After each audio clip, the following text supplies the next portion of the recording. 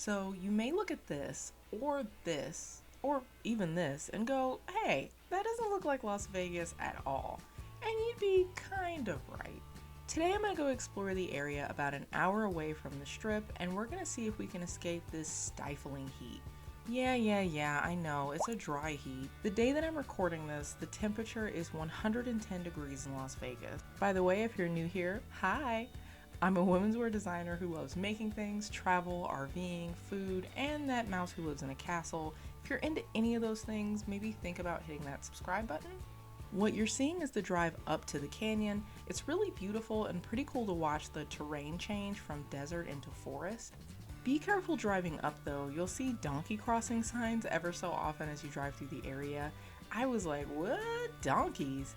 Then we were driving through Pahrump a while back, which isn't too far geographically, and we had to stop for a pack of wild horses to pass, so I guess donkeys aren't too far of a stretch. Pretty awesome to see, but definitely a road hazard. So I'm just going to walk straight into all the action for you guys so that you can really get a feel of what the vibe is here and how things are situated in case you're interested in coming here this summer. And if you're wondering, I may have mentioned that it was 110 degrees in Las Vegas today. It is 83 degrees and gorgeous up here. Quick side note, I have Verizon cell service and it's pretty iffy up here. However, there is free guest Wi-Fi. One thing that's great is there's a decent amount of free parking available. There's even more parking if you go around the corner here. We're here a little later in the afternoon, so maybe if you get here really early in the morning, it may be a bit more crowded. In the winter, this is a ski resort, and as we get closer, you can look up at the mountains here and envision what the slopes would look like. In the summer though, this actually becomes a mountain bike trail.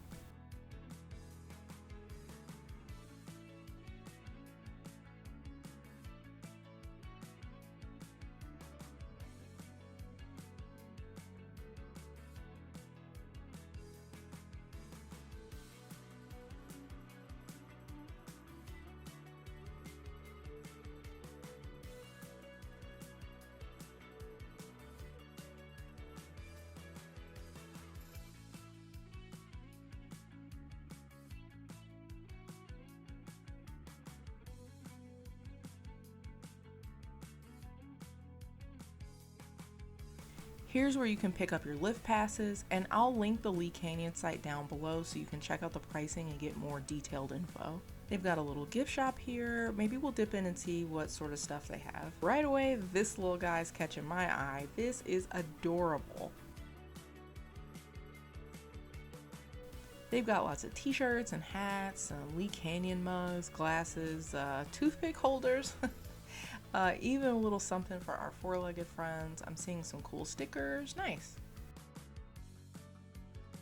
Let's head on up the stairs and do a little exploring. Steps here are great for getting the rocks out of your Tevas. There's actually also an elevator here if you're not able to take the stairs.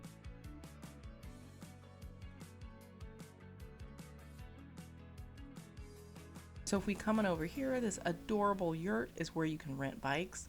Let's pop inside and see what the prices are. I'm not sure if you guys can see clearly, but adult bikes are $69 and youth bikes are $49 to rent. You can also pay for experiences where you actually have a guide with you to show you the ropes. I believe these experiences are about 2 hours long. So there's the lift, and if we keep heading this way, there are actually 2 restaurants and a coffee shop.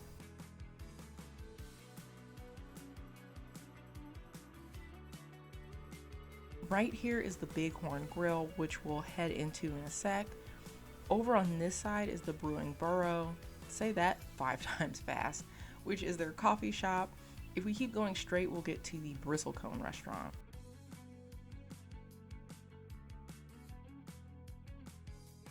The restrooms are right over here. There's a water fountain and a water bottle refill station. The Bristlecone is up that way. There's actually a wedding up here today, so I can't get up there to show you guys, so we'll just have to come back another time and try out the menu. Here's a look inside the seating and where you order at Brewing Burrow. On a day like today though, outside seating is where it's at.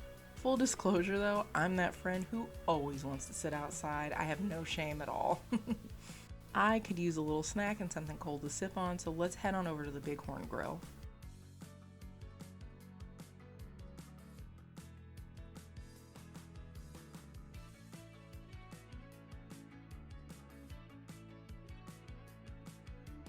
Hopefully you can see the menu, you can pause it and zoom in and get an idea of what they have. Time to reward myself for doing the bare minimum and enjoy a few of what they have on tap. It was later in the day and they were out of everything except the Fat Tire and the Able Baker Atomic Duck IPA. I've had Fat Tire before, but the Atomic Duck is actually a local brewery in Vegas, so I was excited to try that. It was pretty nice and had that orange pith flavor, and it was really perfect on a day like today. It's a pretty healthy portion of onion rings here.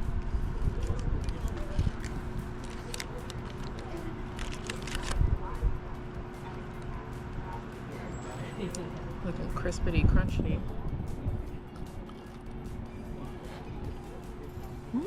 That's good. These hit the spot and I thought the portion was decent for the price. So I wanted to show you all the lift situation. There are regular seats that take people up to the top, and then there are the lifts that are taking their bikes up to the top so that they can ride back down. Pretty cool. I'm sure they have these other places, but this is actually my first time seeing something like this.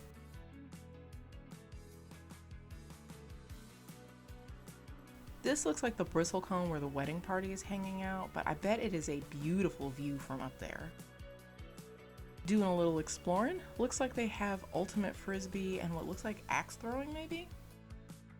On our way back to the car, and it looks like it's a good place to own a Subaru. These spots are closer to the entrance, so you'll get some VIP parking, it looks like. Interesting. Over in the upper parking lot area is the entrance to the Bristlecone Trail. You can pause and zoom in and check out the map.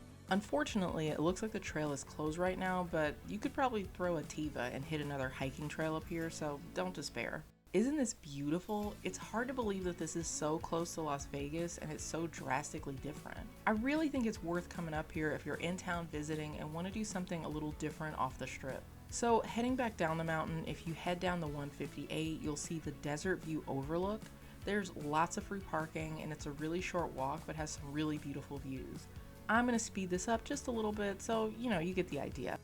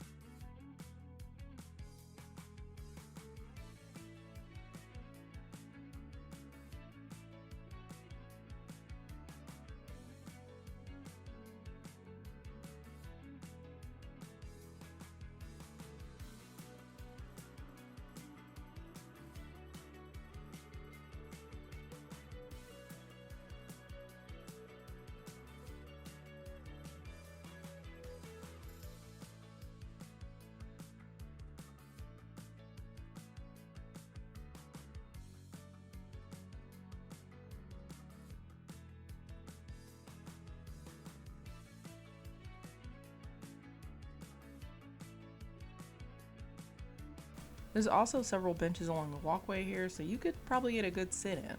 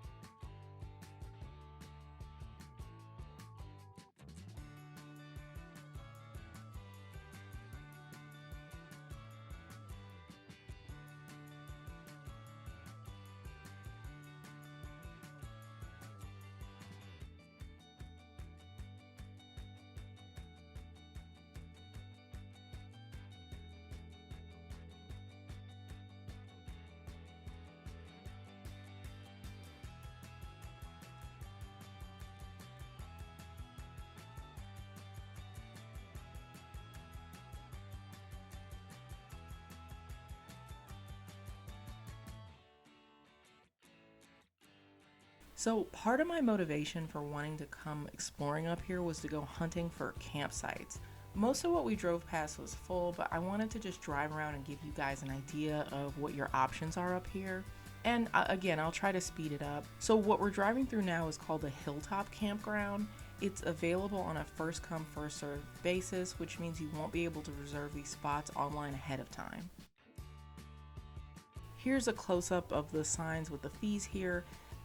There is this envelope system for your payment, but it looks like there's also a QR code down below for you to pay online. For some reason, the fee on the single site is a few extra bucks. I will also tell you that I have Verizon service, and my service is okay up here, but it really does go out in some places.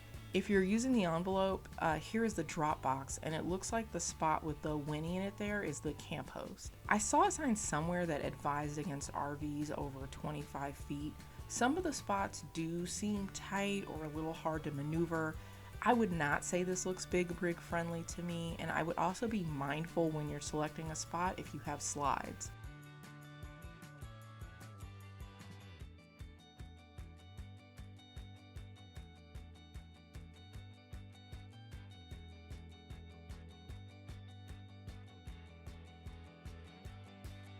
There's also bathrooms here that look like maybe vault toilets and a trash area. Anyway, that's gonna do it for me today. I hope you guys enjoyed unlocking a new area of the map with me.